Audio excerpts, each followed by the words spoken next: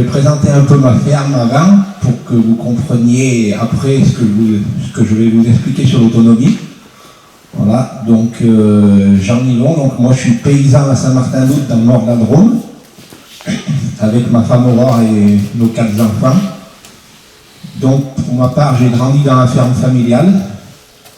J'ai toujours rêvé de travailler la terre et non de l'exploiter. Je ne suis pas un exploitant agricole. Je prends soin de la terre que je cultive tous les jours. Je la respecte et je vis au rythme des saisons. Et pour moi, c'est une vocation. J'aurais pu devenir menuisier si je n'avais pas été agriculteur, car j'adore travailler aussi le bois, comme Saint-Joseph.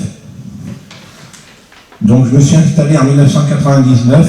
J'ai pris la suite de mes parents sur une petite ferme de 22 hectares en polyculture élevage caprin-lait.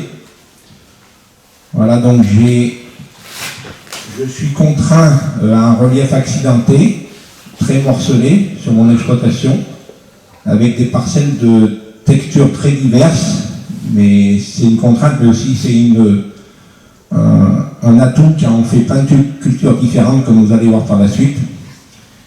Et malgré cela, pour ma part, j'observe le paysage tous les jours, il est très beau, on a une vue sur le Vercors et le Massif central toute la journée. Donc ma femme m'a rejoint sur la ferme en tant que salarié en 2018, et j'ai une de mes sœurs qui nous aide une journée par semaine. Voilà, un autre dernier point avant de passer aux détails de la ferme, c'est un dernier point concernant l'historique. On a subi de 2012 à 2018 une procédure d'expropriation de notre maison d'habitation, car nous sommes situés près d'un stockage de gaz souterrain, c'est un site classé Céveso. Donc ça a été une dure épreuve pour notre famille, mais on a pu quand même retaper par la suite une ancienne ferme, et on a pu lancer notre activité de vente à la ferme. Donc à ce jour, sur ma ferme, j'ai 80 chèvres laitières en AOP Picodon, 200 poules pondeuses, un atelier de maraîchage avec vente à la ferme, 2 matins par semaine. On n'est pas en bio, mais on met le moins d'engrais possible et peu de traitement. Donc je fais beaucoup de désherbage mécanique sur les céréales, 0 fongicide, 0 insecticide sur les céréales. Et pour le maraîchage, le peu de traitements que l'on fait, c'est tous des traitements homologués en bio. Mais on n'est pas rentré dans la démarche bio parce que c'est tout ce qui est administratif qui nous a fait un peu peur. Et donc pour le moment, on continue comme ça.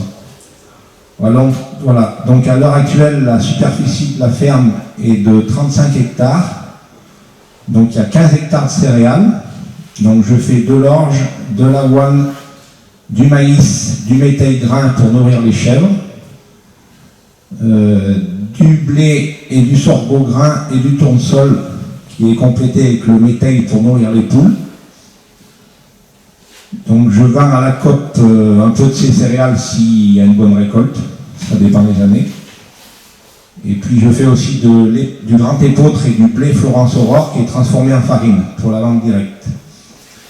À côté de ça, j'ai 16 hectares et demi de culture fourragère, donc du régras et des prairies permanentes pour le pâturage des chèvres, du sainfoin, de la luzerne et du dactyle, qui est la ration principale des chèvres à l'auge dans le bâtiment, et un peu de prairie permanente aussi qui est récoltée en petites bottes moyenne densité, qui est vendue pour les chevaux, et donc j'en fais à peu près entre 22 et 25 tonnes par an.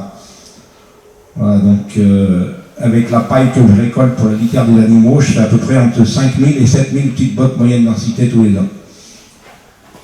Ensuite, les autres cultures qui sont présentes sur la ferme, qui représentent 3 hectares et demi. Donc j'ai des noyers, des kiwis, des pommiers qui sont transformés en jus de pomme, un peu des asperges, et puis 1,70 hectare de maraîchage, avec 9 serres de 250 mètres carrés.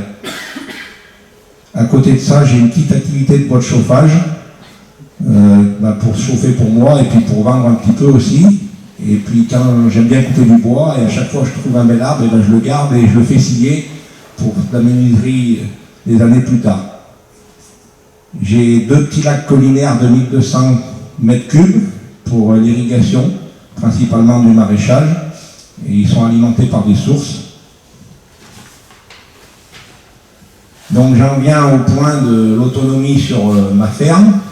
Donc je vais vous lister une dizaine de points que j'ai pu recenser. Donc déjà l'autonomie c'est un vaste sujet, mais qui est de plus important de nos jours à mes yeux. Voilà, donc j'aime être autonome au niveau de mon travail. Avec ma femme, nous organisons nos longues journées en fonction de la météo, des saisons, de la vie de famille et des imprévus. Donc malgré tout, il faut savoir se frayer un chemin et avoir une ligne de conduite, malgré toutes les incertitudes et les contraintes administratives que l'on a de plus en plus tous les jours. Ensuite, un troisième point, pour ma part, une ferme sans élevage est difficilement concevable. Donc l'élevage produit du fumier qui nourrit les cultures.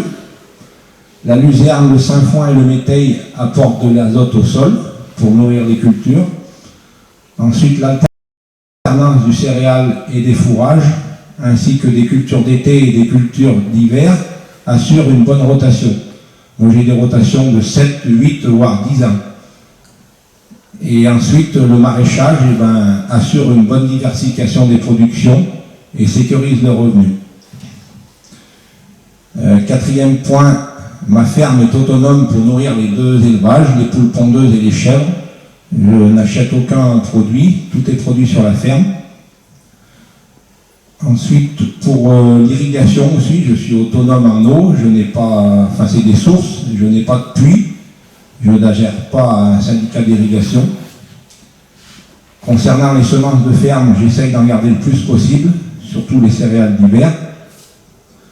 Ensuite, concernant le matériel, j'ai 3 tracteurs de 40, 60 et 70 chevaux, dont la moyenne d'âge est de 41 ans. Donc il faut être vigilant et rigoureux en mécanique, mais il faut savoir faire durer le matériel, ne pas se surmécaniser. Pour moi, c'est une bonne source d'autonomie. Ensuite, un autre point, dans la vente de notre production, avec la vente à la ferme, c'est nous qui décidons du prix, c'est nous qui mettons en valeur nos produits, on ne les délègue pas à quelqu'un, mais tout cela demande beaucoup d'investissement de temps et de préparation et de l'accueil du public. Ensuite, un petit point au niveau financier. Donc les investissements sont autofinancés au maximum. Je fais beaucoup d'autoconstruction. Le taux d'endettement sur ma ferme est de 11%. Et les primes PAC représentent, entre guillemets, seulement 5,5% de mon chiffre d'affaires. Ensuite, un point faible sur ma ferme, c'est l'autonomie en électricité. Je suis complètement dépendant des fournisseurs d'énergie, je n'ai pas de panneaux photovoltaïques. Bon, ça c'est un sujet à creuser un peu plus dans les années à venir. Ensuite, qui dit autonomie, dit aussi ne pas être dépendant des technologies, c'est-à-dire je n'ai pas de robot, je n'ai pas de GPS. Et pour ma part, il vaut mieux une bonne caisse à outils, un crayon et une feuille de papier. On va plus loin avec ça. Voilà, donc pour conclure sur tout ce sujet, donc l'autonomie nous laisse de la liberté. Il ne faut pas se laisser influencer, car notre cœur et notre âme ne seront plus libres. Notre métier n'est pas cloisonné, tout est lié, la vie de famille, le travail, et il faut aussi savoir lâcher prise sur certains sujets pour en favoriser un autre. Donc moi je suis heureux de me lever tous les matins pour faire vivre ma famille, pour faire vivre ma ferme. Mais il faut l'avouer, c'est difficile de mener de front la vie de la ferme, la vie familiale, les tracasseries administratives et tout ce que l'on nous impose. Il faut malgré tout être en bonne santé.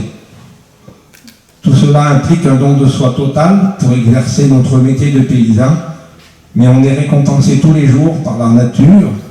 Il n'y a rien de plus beau que de voir se lever le soleil tous les matins ou de voir germer et pousser une graine.